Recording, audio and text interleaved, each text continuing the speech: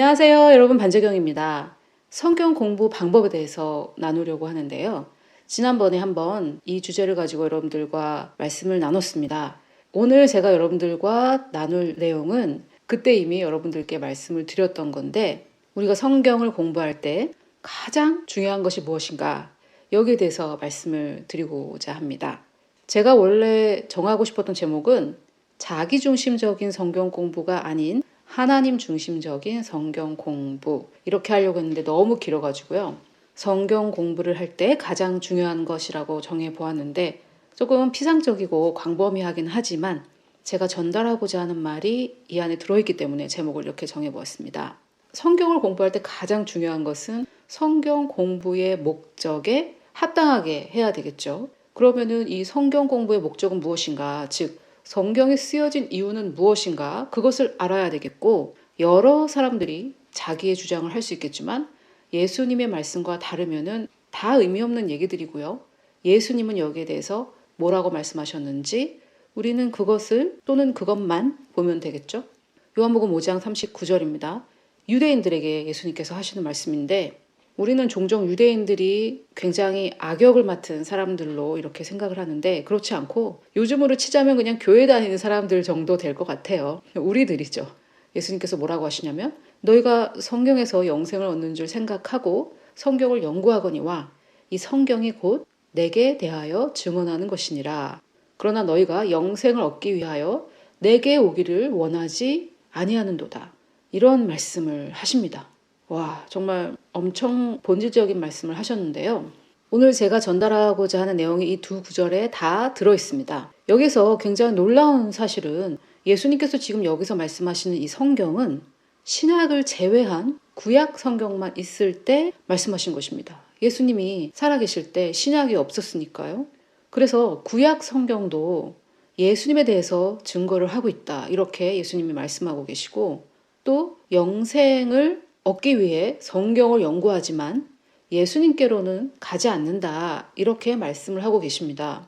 영생을 주시는 분은 예수님인데 그 영생만 추구할 뿐 영생을 주시는 분은 추구하지 않는다. 그런데 여기에서 예수님께서 말씀하시는 이 영생은 이 유대인들이 추구했던 영생이었겠죠. 예수님께서 주시고자 했던 예수님을 아는 그 영생이 아니었겠죠. 이들은 예수님께 나아가지 않았으니까요. 그래서 여기에서 예수님께서 말씀하시는 영생, 즉 유대인들이 추구했던 영생은 지금의 언어로 바꾸자면 그냥 잘 되는 거겠죠. 천국 가고 이 땅에서 잘 살고 문제가 해결되고 이런 것들이겠죠. 자, 그래서 이것을 우리의 삶에 적용을 해보면, 우리도 말씀을 듣고 배울 때 영생, 예수님께서 말씀하신 영생, 즉 유일하신 참 하나님과 그가 보내신 자 예수 그리스도를 아는 것보다는 우리의 문제를 해결하려는 의도가 상당히 강합니다. 뭔가 마음이 헛헛하니까 유튜브에서 설교를 듣는다든지, 은혜를 받으려고 듣는다든지, 내가 재정적인 문제가 있으니까 재정을 어떻게 하면 해결하는지 그런 강의들을 듣는다든지, 내가 마음이 너무 상했으니까 상한 마음을 치유받기 위해 말씀을 듣는다든지, 이런 것이죠. 제가 지금 이렇게 나열했을 때 여러분들이 조금 놀라셨을 수도 있을 거예요. 아니, 그게 다 잘못됐다는 거야? 이렇게 생각하실 수도 있습니다. 자, 지금 예수님께서 이 유대인들에게 뭐라고 하시냐면은, 너희들이 영생을 얻으려고 성경을 연구하지만 이 성경은, 너희들이 연구하는 이 성경은 사실 나에 대해서 증언하는 것이다. 그런데 너희들은 그 영생을 얻기 위해 나에게는 오지 않는다, 이렇게 말씀을 하고 계세요. 그래서 우리가 우리 삶의 문제 해결을 위해 성경 공부를 열심히 하더라도 우리 삶의 문제를 해결해 주시는 예수님께 나아가지 않는다면은 이 유대인들과 다를 바가 없는 것이죠. 즉 나의 마음을 치유해 주시고 나의 재정의 문제를 해결해 주시고, 또 나의 이 헛헛한 마음을 채워 주시고 나의 필요한 모든 것들을 해결해 주시는 분은 예수님이신데, 그분께로 가지 않고 이 문제의 해결책들, 이 문제를 해결하는 기술만 배우려고 한다는 거죠. 지금 조금 혼란이 되실 수도 있어요. 들으시는 분들 중에서. 여기서 굉장히 날카로운 균형이 필요하고 제가 좀 설명을 잘 드려야 됩니다. 여러분들도 잘 들으셔야 되고요. 말씀에서도 우리의 문제를 해결하는 방법들을 알려주긴 합니다. 그런데 우리의 마음이 변화되지 않고 행동만 교정하는 그런 것이 아니라, 우리의 마음이 변했기 때문에 그 마음이 변한 그런 사람들에게는 어떤 행동이 어울리는지 알려주는 것이죠. 자, 이것도 조금 추상적이죠. 제가 예를 들어보겠습니다. 굉장히 자존감이 낮은 사람이 있다고 해봅시다. 자기가 너무 자존감이 낮아서 사람들에게 접근을 못하는 거예요. 사업상의 파트너도 만나지 못하고, 사역이라면 동력자에게도 다가가지 못하고, 친구도 만들지 못하고 사귀지 못하고, 이런 사람이 있다고 한번 해봅시다. 그래서 어떤 사람이 조언을 해줍니다. 아니, 사람들에게 먼저 접근을 해야 되지 않겠습니까? 기다리지만 말고 먼저 접근을 하세요. 이렇게 방법을 알려주는 거죠. 그래서 이 낮은 자존감을 그대로 가지고서 사람들에게 접근합니다. 사업상의 파트너, 또 동력자, 친구, 또 이성, 자기가 필요한 문제 해결을 해줄 사람들을 적극적으로 가서 이제 만나는 거죠. 낮은 자존감은 그대로 가지고. 자, 그러면은 행동은 상반되더라도 마음의 동기는 동일한 것이 아닙니까? 첫 번째 자존감이 낮은 사람, 그 사람은 자존감이 낮아서 원인이죠. 결과적으로는 사람들에게 접근하지 못했어요. 원인은 낮은 자존감인데 결과는 사람들에게 접근하지 못하는 것으로 발현이 됐습니다. 그래서 누가 이렇게 조언을 해줬어요. 먼저 접근을 해야 된다. 그것이 문제를 해결했느냐? 그렇지 않다라는 말씀을 제가 드리는 거예요. 그래서 이 사람, 자존감이 낮은 그 사람, 그 낮은 자존감을 그대로 가지고서 이제는 자기의 필요를 채우기 위해 열심히 사람들한테 접근합니다. 10번 찍어서 안 넘어가는 나무가 없겠지 하면서 막 접근을 합니다. 자기 문제를 해결하기 위해. 자기의 문제는 낮은 자존감인데 그것을 해결하지 못하고, 내면의 진짜 원인은 해결하지 못하고, 내가 원하는 사람들을 만나면 해결이 되겠지 하는 그 동일한 원인, 즉 낮은 자존감을 가지고 결과는 영 반대로 나온 것이죠. 자, 그렇다면 낮은 자존감 때문에 사람들에게 접근하지 못하나, 낮은 자존감 때문에 사람들에게 적극적으로 가서 막 여기저기 찌르고 돌아다니는 거나, 사실 마음의 동기는 동일한 거죠. 낮은 자존감. 그런데 결과적으로 나온 행동은 정반대였어요.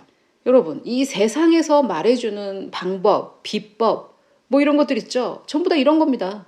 이렇게 하면 된다. 저렇게 하면 된다. 그래서 했더니 됐던가요? 되긴 뭐가 돼요? 아무것도 안 됐죠.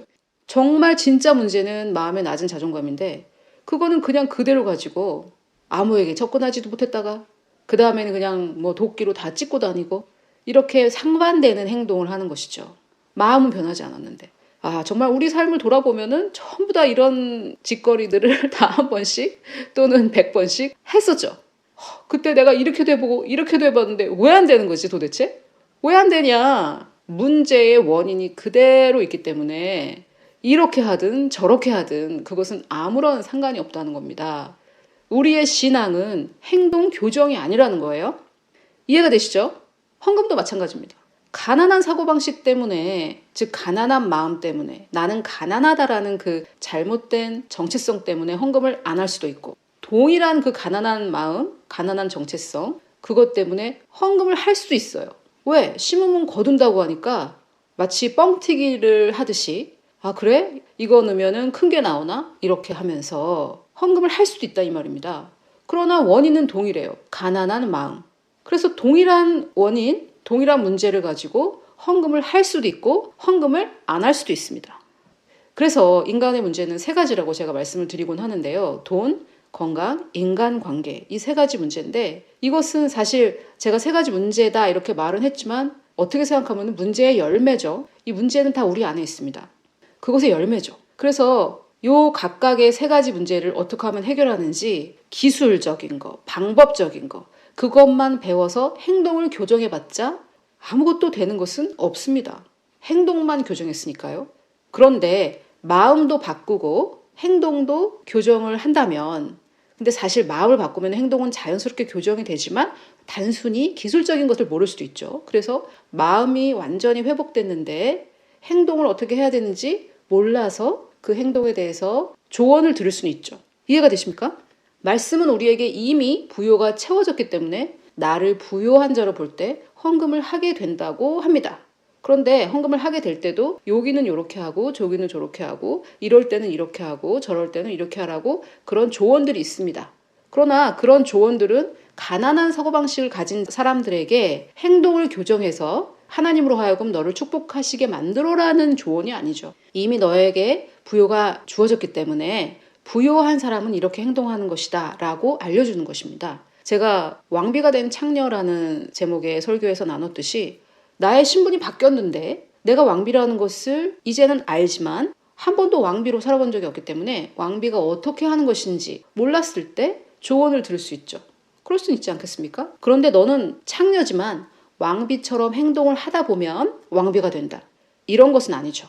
이해가 되십니까? 그래서 행동만 따라 했다고 우리의 사고방식이 바뀐 것은 아닙니다. 그래서 우리가 오로지 문제 해결을 위해 말씀을 보는 것은 예수님께서 여기서 영생을 얻으려고 말씀을 연구한다라고 표현하신 바로 그것입니다. 그러나 우리는 그 문제의 해결책 그 자체가 아니라 해결책을 가지고 계신 예수님을 발견하기 위해 말씀을 봐야 됩니다. 정말 제가 쉽게 말씀을 드려볼까요? 황금알을 낳는 거위가 있어요. 그러면은 여러분 황금알을 낳는 그 거위를 소유하셔야 되겠습니까? 아니면 그 황금을 소유하셔야 되겠습니까? 이렇게 비유하면 정말 단순한데 눈에 보이지 않는 것이고 사실 솔직히 우리가 믿지 않기 때문에 예수님께서 모든 것을 다 해결해 주신다라고 하는 것을 우리가 지식적으로는 알면서 예수님을 추구하지 않는 경우도 있다는 거죠. 자, 그러나 이 마음의 중심을 바꾸는 게 하루아침에 변하지는 않습니다.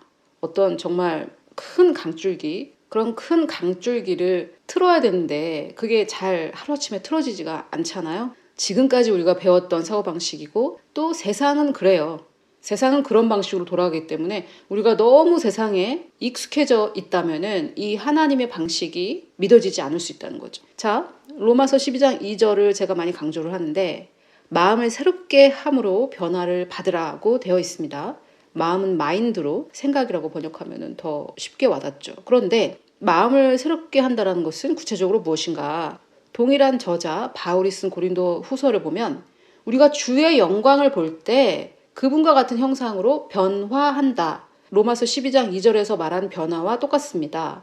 이것은 애벌레가 나비로 변하는 그 변화예요. 놀랍죠? 엄청난 변화죠. 그 변화가 언제 일어나느냐? 행동을 교정할 때 일어나지 않는다는 거예요. 재정의 부요가 풀어지려면 이렇게 12단계를 해야 됩니다. 치유가 되려면은 이렇게 12단계를 해야 됩니다. 인간관계가 내가 원하는 대로 돌아가려면 이렇게 해야 됩니다. 이런 방법들이 다 나쁜 것은 아니지만 내 마음이 변하기 전에 그 행동만 교정한다라는 것은 일단 불가능하고요. 왜냐하면 애벌레가 나비인 척 해야 되는 거니까요. 누가 봐도 저 사람은 벌레인데 자기는 나비라고 막 이렇게 되면은 누가 그걸 인정하겠습니까? 그런데 내가 나비가 됐는데 이렇게 나는 것이라고 배울 수는 있겠죠. 그 차이입니다. 애벌레에게 이렇게 날아 팔을 펴봐 팔을 펴 없는 뼈를 자꾸 펴래요. 펴 이러면서 어떻게 날겠어요 애벌레가. 그래 저 위에 올라가서 한번 뛰어내려봐. 그럼 날 수 있을 거야. 그럼 뛰어내리면 뭐 애벌레가 어떻게 돼? 떨어지는 거죠. 근데 나비가 처음에 이렇게 날개가 생겼는데 누에고치에서 나왔을 때 날개가 젖어 있기도 하고 또 한 번도 날아보지 못했으니까 이렇게 나는 겁니다 하고 이렇게 코치를 받을 수는 있겠죠. 그럼 나비가 펄럭펄럭 하다가 이제 나는 거죠. 그래서 누구에게 지금 코치를 하느냐, 누구에게 기술을 가르치고 누구에게 방법을 가르치는 것이냐, 이것이 중요하겠죠. 이해가 되시죠? 자, 그래서 우리가 어떻게 변화되느냐, 나를 바라볼 때 변화되는 것이 아니라 주의 영광을 볼 때 변화된다고 합니다. 그래서 주의 영광을 이렇게 바라볼 때 변화가 되는 것입니다. 나를 바라볼 때가 아니라. 그래서 나 중심적인, 자기 중심적인 성경 공부가 아니라 하나님 중심적인 성경 공부를 해야 된다라는 말씀은 바로 이 구절 때문이에요. 자, 이게 조금 더 구체적으로 적용을 하면 좋을 것 같은데 지난 시간에 제가 하지 않은 말의 능력이라는 제목으로 말씀을 나눴습니다. 저는 제가 이렇게 제목을 정할 때 이거는 정말 많은 분들이 보시겠구나 이렇게 생각하면은 좀 안 보시고 이거는 별로 안 보실 것 같은데 그러면 또 좀 많이 보시고 이렇더라고요. 그래서 나와 참 생각이 다르시구나 다들. 이렇게 어떤 좀 행동의 구체적인 제시, 하지 않은 말, 이렇게 말을 해야 되냐 말아야 되냐 이런 행동의 구체적인 제시를 하면은 많이들 보시는 것 같아요. 꿈이 이루어지는 옷차림. 어떻게 옷을 입어야 된다는 거지? 이러면서 많이 보신 것 같아요. 그런 게 아닌데. 제가 이렇게 낚시를 하려고 했던 건 아닌데. 자, 그래서 다시 돌아와서 하지 않은 말의 능력, 자기 중심적인 성경 공부를 하는 사람들은 어떻게 하느냐. 이걸 보면서 그래? 하지 않은 말의 능력? 그럼 나는 어떻게 하지? 지난번에 나 그 말 하지 말았어야 됐나? 앞으로는 어떻게 해야 되지? 내가 그러면은 하지 말아야 될 말과 해야 될 말은 뭐지? 전부 다 주어가 나예요. 나. 어떻게 하지? 나는 어떻게 하지? 적어요, 리스트를. 이렇게 한다, 이렇게 하지 않는다, 이건 하지 않는다, 이렇게 하지 않는다. 리스트를 쫙 적어요. 율법입니다. 율법. 자기만의 율법을 또 이렇게 막 적습니다. 자기만의 십계명을. 근데 중요한 거는 그게 그렇게 되던가요? 애벌레한테 나르려면 이렇게 해야 돼. 여기서 떨어지면 안 되고 저쪽에서 떨어져야 되고 날개도 없는데 날 때는 날개를 쭉 펴. 뭐 이런 거죠. 근데 하나님 중심적인 성경 공부는 어떤 것이냐. 그 내용 안에서 내가 듣는 설교, 내가 읽는 성경, 이 모든 내용 안에서 하나님의 성품을 발견하는 것입니다. 예를 들면 그 하지 않은 말의 능력의 내용을 들으면서 하나님께서 그동안 수냄 여인에게 많은 것을 알려주셨나 보다. 이 평범한 여인을 통해 하나님께서 죽었던 사람을 살리는 이 위대한 일을 행하셨구나. 또 사가랴를 보면서 우와, 이 사가랴가 비록 나처럼 믿음도 없고 말도 잘 가려서 못하는데 하나님께서 필요하시면은 이렇게 기적적으로 역사하시기도 하시는구나. 그럼에도 불구하고 하나님께는 동력할 사람이 필요하시구나. 또 이 아이를 낳지 못했던 이 사람들의 수치를 깨끗하게 씻어주시는 분이 하나님이시구나. 우와, 하나님은 이렇게 마리아나 엘리사벳 같이 믿을 수 있는 이 한 사람을 찾으시는구나. 이렇게 하나님이 어떤 분이신지를 배우는 거죠. 내가 어떤 설교를 듣든, 내가 어떤 말씀을 읽든, 만약에 굉장히 종교적인 설교, 율법적인 설교를 누가 하고 있더라도 그 설교를 들으면서 나는 저 안에서 역사하신 하나님은 누구신가? 율법은 저렇게 우리를 억압했지만 하나님은 결국 율법을 예수 그리스도 안에서 완전히 이루시고 예수님의 그 의를 나한테 거저 주신 분이시구나. 이렇게 하나님에 대해서 자꾸만 큰 강줄기를 트는 거죠. 자, 이게 하루아침에 됩니까? 안 됩니다. 그런데 하루아침에 안 된대. 이렇게 맨날 한탄하는 태도를 가지신 분들은 바로 그것을 고치셔야 되고요. 하루아침에 안 되지만 그래도 우리는 답을 안다는 게 얼마나 다행입니까? 성경을 공부할 때 자기중심적으로 하는 것이 아니라 하나님 중심적으로 한다는 것을 알았다는 게 얼마나 감사해요. 또 어떤 분들은 아니 예수님에 대해서 뭘 더 알아야 되지? 1:1 제자학력 성경 공부 1과 2과 3과 4가 예수님에 대해서 다 배웠는데? 이렇게 생각하실 수도 있지만 돋보기로 보면 더 잘 보이던 것이 현미경으로 보면 정말 눈에 보이지도 않는 그 세포 그 안에 커다란 우주가 하나 있습니다. 그런 것처럼 이 말씀에서 계속적으로 우리가 예수님을 찾으려는 그 관점을 우리가 개발시켜 갈 때 예수님은 이 우주보다도 더 크시고 너무나도 놀라운 분이시라는 말로밖에 표현할 수 없다. 그런 결론을 내릴 수 있게 됩니다.